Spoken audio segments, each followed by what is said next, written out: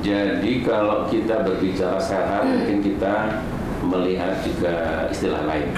Ada yang menyebut dengan cutting, ada yang menyebut dengan self-destructive, ada juga yang menyebut dengan mutilasi.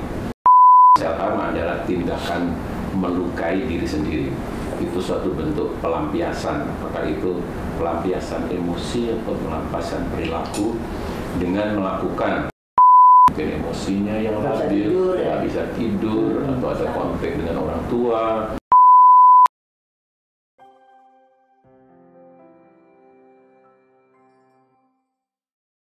Trauma perundungan seksual itu gimana ya bisa terjadi ya? Apa karena orang tuanya tidak memperhatikan, anaknya keluyuran kemana-mana atau gimana? Kadang-kadang masih kecil. Sebenarnya masih mungkin kecil bahwa kita tidak menjudge bahwa itu sudah terjadi permasalahan, sudah terjadi pelecehan seksual, tapi bahwa kita sebagai dokter, sebagai psikiater itu kan bertugas bahwa trauma-trauma di masa lalu jangan sampai membuat ibaratnya luka berdarah-darah terus. Artinya bahwa ayo kita mengajak si anak itu untuk bercerita dan juga tentunya memberikan edukasi kepada orang tuanya bahwa anak ini ada kelebihan, ada kekurangannya.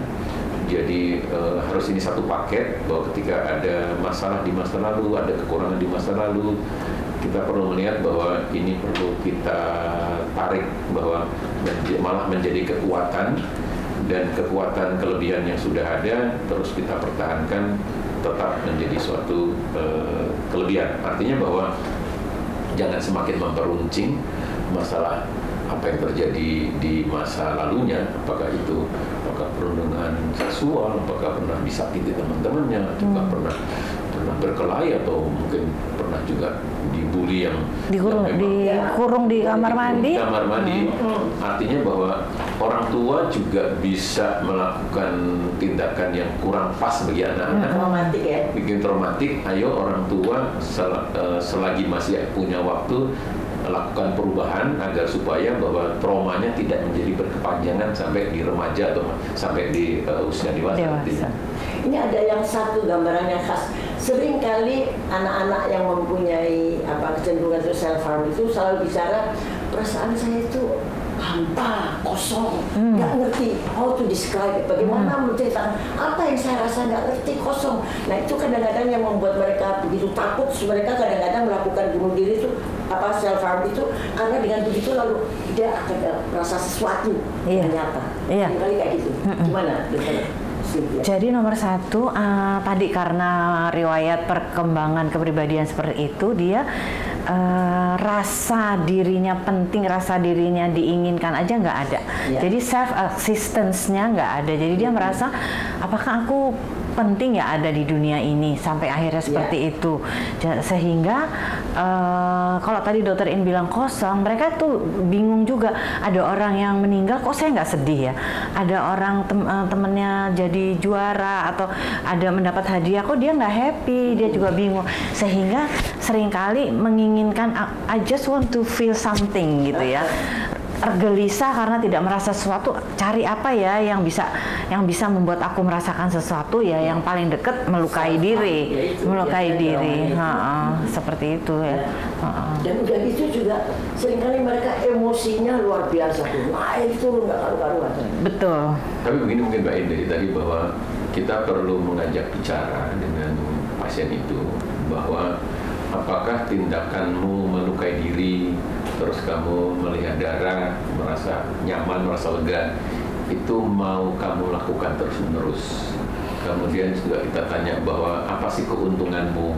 Oke, bahwa itu sebagai suatu bentuk pelampiasan, tapi mau kamu gunakan terus seperti itu, kamu mau seperti ini sepanjang masa. Tentu kita ajak bangkit bahwa saya nggak mau seperti ini terus, saya ingin lebih baik. Atau tadi kita mengajak bahwa ventilasi atau cara melampiaskan itu, ayo ada cara lain kok, ada cara yang mungkin ya, lebih nyaman, lebih pas, lebih cocok, lebih sehat. Lebih sehat. Kita ajak kita ajak solusi atau pelampiasan yang lain yang sekiranya nantinya dia menyukai dan tentunya itu yang ke arah yang sehat. Gitu. Iya. Jadi pertama kali mungkin kita ajak dia untuk mencintai diri sendiri dulu, bahwa menerima diri. Kita ajak misalnya dia perempuan, mungkin kalau remaja kita suruh ngaca, sebetulnya nggak ada cacatnya, cantik ya. Kalau dia sudah mencintai diri sendiri, masa sih masih mau melukai diri sendiri seperti itu ya. Tapi itu prosesnya nggak mudah ya. Bertahap ya. Bertahap. Dan juga seringkali ya, misalnya anak tuh relatif ya, agak stabil, dia merasa kadang-kadang saya udah mendingan dok, tapi ya itu tadi stresor, dia pisah sama sahabatnya karena pindah sekolah, lulus dari SMP ke SMA yang berbeda, itu atau lulus SMA dia kuliah di tempat yang lain, pisah sama ibunya, itu menjadi suatu trigger yang luar biasa. Betul, ya. Karena mereka punya kecenderungan fear of abandonment. Ya. Jadi orang-orang seperti ini banyak pada kepribadian ambang ya, Dokter Indrati. Banyak pada orang-orang dengan kepribadian ambang. Jadi cirinya adalah justru dia tergantung pada orang lain, namun ketergantungannya itu bersifat clingy. Jadi pengennya eksklusif. Ya, kalau dia berteman sama orang, maunya teman itu harus mainan sama dia. Kalau mainan sama orang lain, dia cemburu. Rasanya udah nggak di reject. Rasanya dia udah ditinggalkan. Jadi temennya kan risih juga ya. Jadi mereka sulit berteman. Kalau kita tanya sama pasien, rupanya dari kecil ya, dari SD berteman sulit, SMP, SMA sampai kuliah memang sulit ya memulai suatu pertemanan. Ya. Itu yang harus kita ajarkan ya. Iya. Kita ajarkan kepada klien kita bahwa sikap seperti itu atau perasaan seperti itu, ayo lakukan perubahan karena tidak seharusnya begitu. Kalau begitu terus, kamu tidak akan punya teman yang pas. Artinya bahwa dia mau mempertahankan sifatnya seperti itu, atau ayo lakukan perubahan ya. Dan mereka memang biasanya sulit sekali ya, karena rentan ya, egonya lemah, selfnya rapuh, sehingga setiap kali ada stres lagi, misalnya ujian nggak lulus, orang tua di PHK sehingga jatahnya menjadi lebih sedikit, itu sudah menjadi stresor yang sangat berat. Gitu. Jadi biasanya kita istilah populernya nggak tahan banting. Iya. Dan gimana ya seseorang anak atau remaja yang tidak punya self-esteem yang bagus, itu kita harus membantu untuk bisa bersosialisasi dan bisa mandiri. Itu butuh waktu yang luar biasa itu. Betul. Seringkali ini kan butuh waktu yang panjang. Betul. Ya, tidak hanya kadang-kadang kalau dia lagi meluap emosinya, mungkin kita perlu dengan satu medikamentosa obat. Tapi psikoterapi di sini luar biasa perannya nih kalau saya lihat, dan cukup lama harus dilakukan. Ya kan? Iya. Psikoterapinya gimana? Iya. Nomor satu sih dalam kondisi akut ya, dalam kondisi jangka pendek, saat ini kita membantu pasien untuk bisa beradaptasi terhadap stresor. Itu nomor satu.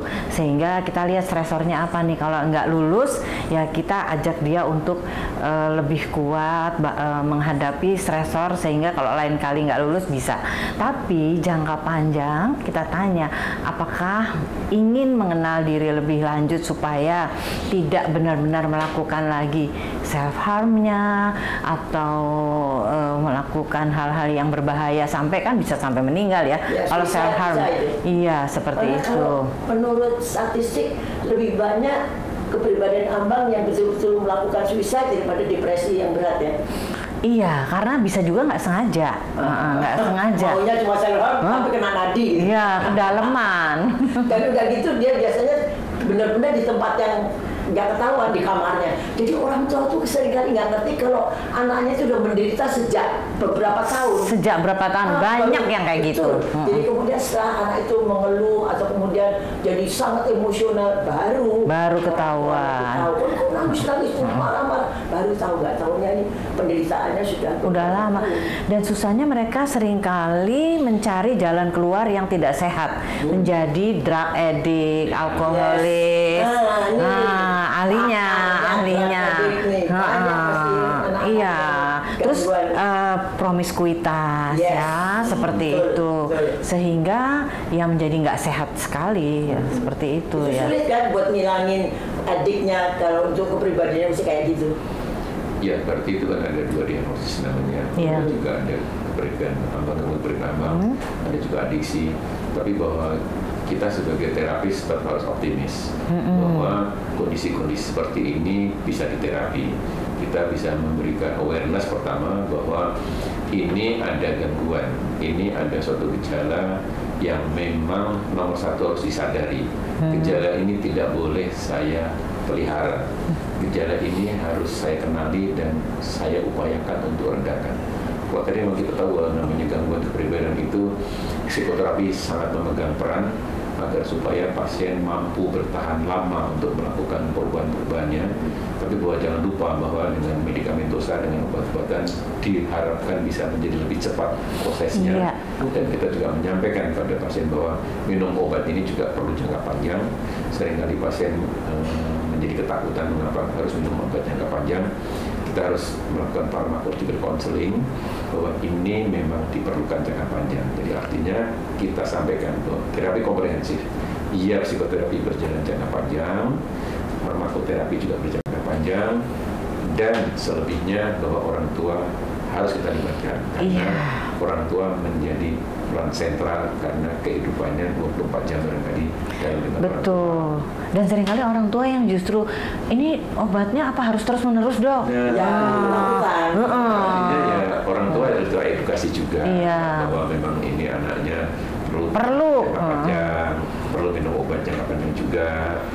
Bisa juga apakah itu juga ibunya, ayahnya, mungkin juga saudara-saudaranya juga perlu harus diinformasikan bahwa ini pengobatannya memang jangka panjang. Iya, dan harus menerima dulu. Seringkali orang tua malu atau menyangkal bahwa anaknya seperti itu. Itu sulit sekali, apalagi kalau bapak dan ibunya punya kedudukan tertentu.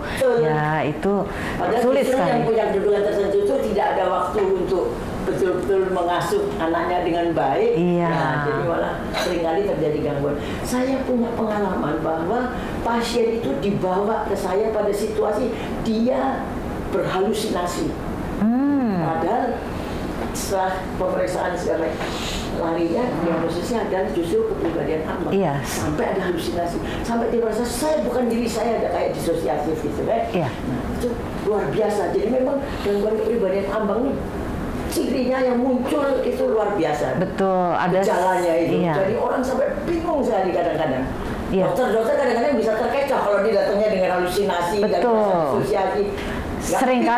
Seringkali disangka sizoafektif atau bipolar. Kira gitu. Nomor 1 sih bipolar semua. Emosinya kayak begini gitu kan. Disangka bipolar. Lama-lama loh, kok ada self harm, loh, kok ada fear of abandonment. Baru kita mikir ke situ. Kalau saya punya kasus itu memang benar semula, untungnya dia itu anak tunggal ya. Saya katakan tunggal itu bahwa ayah ibunya tadinya sibuk, ayah ibunya itu ya punya pekerjaan yang menyita. Kemudian ibunya itu berani mengambil sikap bahwa karena fase remaja adalah fase pembentukan identitas kan ya, sehingga dia kalau di luar itu identitasnya diakui oleh teman-temannya, dia sebagai ketua apa, ketua ini. Sementara kalau di rumah ini dilarang, itu dilarang. Jadi anak. Iya. Nggak apa-apa ya. Iya nggak apa-apa. Kan? Iya. Buat kita bagaimana cara kita bisa mengendalikan emosi kita supaya kita bisa betul-betul bisa menerima dia terus ya. Uji kesabaran itu. Komponennya ada relaksasi progresif, ada mindfulness, dan harus ditaati oleh pasiennya. Jadi benar-benar diajak